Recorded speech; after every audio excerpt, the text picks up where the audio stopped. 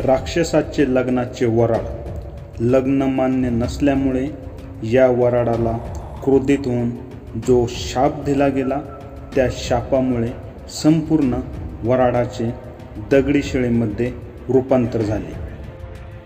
500 वर्षापासून लग्न न पाहिलेले महाराष्ट्रातील एकमेव गाव. या ठिकाणी ना पलंग, ना सोफा, ना दुमजली घर. पण का, हे सविस्तर आपण पुढे जाणून घेऊया. जय शिवराय मंडळींनो, तर स्वागत आहे तुमचं एक नवीन व्हिडिओमध्ये. तर आज आपण आलेलो आहोत एक अशा गावामध्ये, या गावाची जर प्रथा ऐकली तर तुमचा विश्वास बसणार नाही. तर या गावामध्ये आजही कोणाचं लग्न लागलं जात नाही. या गावातील लग्न समारंभ जे असतात हे गावाच्या बाहेर लावले जातात. तसेच या गावामध्ये आजही दुमजली घर कोणाचे नाही. या गावामध्ये आजही कोणाच्या घरामध्ये खाट किंवा पलंग नाही. या गावाच्या बाहेर एक संपूर्ण जे लग्नाचं वराड आहे त्याचं दगडी शिळामध्ये रूपांतर झालेलं आहे. तर या संपूर्ण कथेविषयी माहिती जाणून घेण्यासाठी तुम्ही या व्हिडिओमध्ये शेवटपर्यंत आमच्यासोबत असेच राहा. तर हा सर्व संदर्भ या गावामधील एका देवीच्या मंदिराशी जोडला जातो आणि त्या मंदिराविषयी आणि त्या देवीविषयी आपण माहिती या व्हिडिओमध्ये पाहणार आहे. तर हे गाव कोणतं हे जाणून घेण्यासाठी व्हिडिओमध्ये शेवटपर्यंत तुम्ही आमच्यासोबत राहा. सर्वात प्रथम ह्या गावाशी संबंध ज्या देवीशी जोडला जातो त्या देवीच्या मंदिरामध्ये जाऊन आपण दर्शन घेऊया आणि मग पुढचा व्हिडिओ आपण कंटिन्यू करूया. या भव्य प्रवेशद्वारामधूनच मंदिरामध्ये आत जाण्यासाठी प्रवेश आहे. या मंदिराला संपूर्ण बाजूनी तटबंदी असून ह्या प्रवेशद्वारातून आतमध्ये गेल्यानंतर आपल्याला विठ्ठल रुक्मिणी तसेच काळभैरवनाथ यांची छोटी छोटी मंदिरं ही आपल्याला या परिसरात पाहायला भेटतात. अजूनही इतर भरपूर अशी मंदिरे असून समोरच एक आपल्याला दगडी दीपमाळ देखील या ठिकाणी पाहायला भेटते. मंदिराच्या बाजूने संपूर्ण परिसर हा आपल्याला स्वच्छ आणि सुंदर असल्याचे या ठिकाणी पाहायला भेटते. 400 ते 500 घरं असलेल्या या गावात एक वैशिष्ट्य आहे. ते म्हणजे रेणुका देवीच्या गावातील मंदिराची एक विशिष्ट उंची आहे. त्या मंदिराच्या उंचीपेक्षा उंच घर या गावात कोणालाही बांधता येत नाही. यामुळे या गावात एकही घर दुमजले आपल्याला आढळून येत नाही. एखाद्याने ही लक्ष्मण रेषा ओलांडण्याचा प्रयत्न केला तरी त्यात त्याला यश येत नाही. त्यामुळे पूर्वजांनी घालून दिलेली ही परंपरा आजही येथील नागरिक पाळत असतात.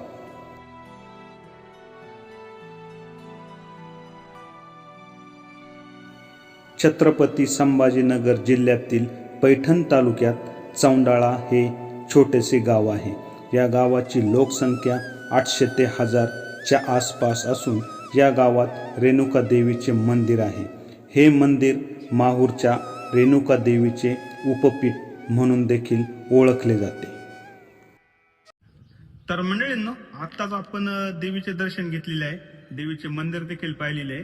तर आता ज्या ठिकाणी जे लग्नाचं वराड दगडीमध्ये रूपांतरित झालेलं आहे त्या ठिकाणाला आपण भेट देणार आहोत आणि ते वराड नक्की कोणाचं होतं, काय होतं, ही माहिती आपण तिथे जाऊन पाहणार आहे.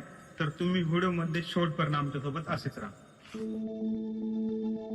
मंदिरापासून अगदी जवळच रस्त्याच्या कडेलाच असणाऱ्या एका मोकळ्या परिसरामध्ये आपल्याला असंख्य असे मोठमोठे दगडगोटे शिळा या ठिकाणी पाहायला भेटतात.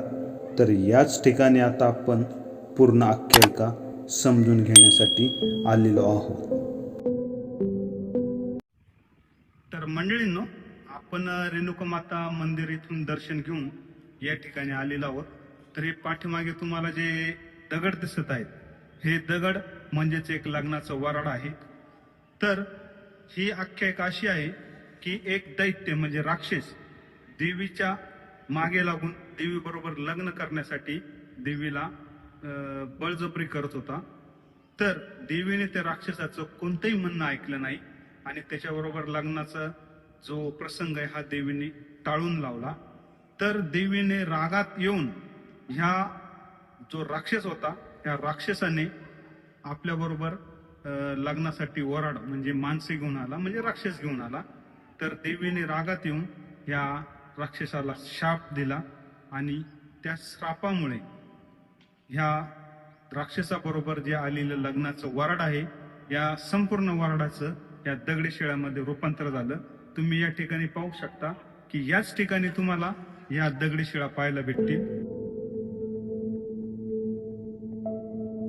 गावातील या मोकळ्या परिसरामध्ये आपल्याला मैदानावरती हजारोच्या संख्येने पडून असलेले हे दगड पाहायला भेटतात, परंतु ह्या दगडांचा वापर कशासाठीच केला जात नाही.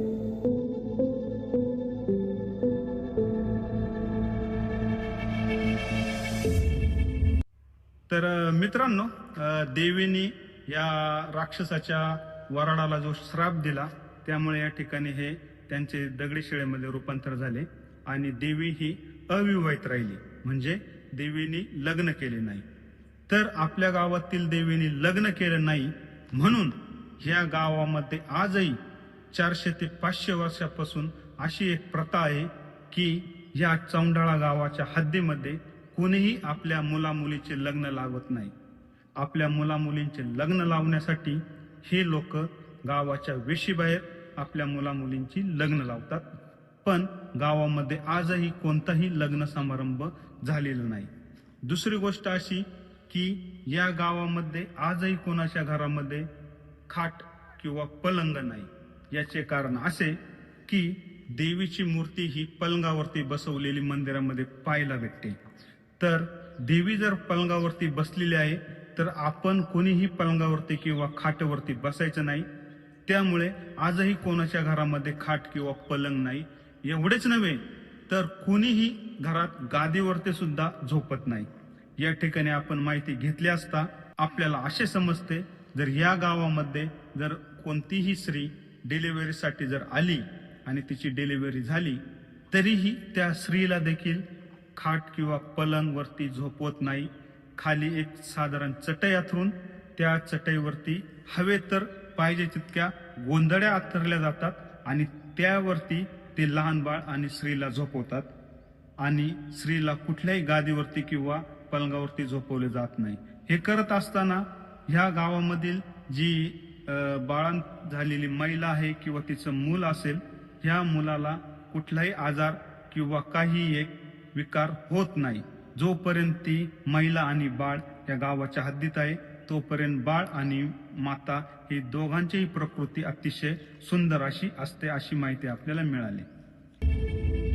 या गावातील लोक ह्या रूढी आजही अंधश्रद्धा म्हणून पाळत नाहीत, तर त्यांची देवीवर असणाऱ्या श्रद्धेपोटी आजही संपूर्ण गाव या नियमांचे काटेकोरपणे पालन करताना आपल्याला दिसते. तर मंडळींनो, आपण या व्हिडिओमध्ये देवीचं मंदिर देखील पाहिलं. या ठिकाणी अख्खं वराडाचे दगडी शिळेमध्ये रूपांतर झालं याविषयी माहिती पाहिली, तसेच अनेक असणाऱ्या प्रथेंविषयी देखील माहिती ऐकली. तर हे ठिकाण म्हणजे तालुका पैठण, गाव चौंडाळा या ठिकाणी आहे. तर आपण कधी जर या ठिकाणी आलात तर या मंदिरातही दर्शन घ्या आणि या ठिकाणी जे वराडाच्या दगडी शिळेमध्ये रूपांतर झालेले या ठिकाणी पण एक वेळ अवश्य भेट द्या. तर मंडळींनो, तुम्हाला हा व्हिडिओ आमचा कसा वाटला हे कमेंट बॉक्समध्ये आम्हाला नक्कीच लिहा. तर लवकरच भेटूया आपण अशाच एखाद्या नवीन ठिकाणी. तोपर्यंत आपल्या सर्वांना जय हिंद, जय शिवराय.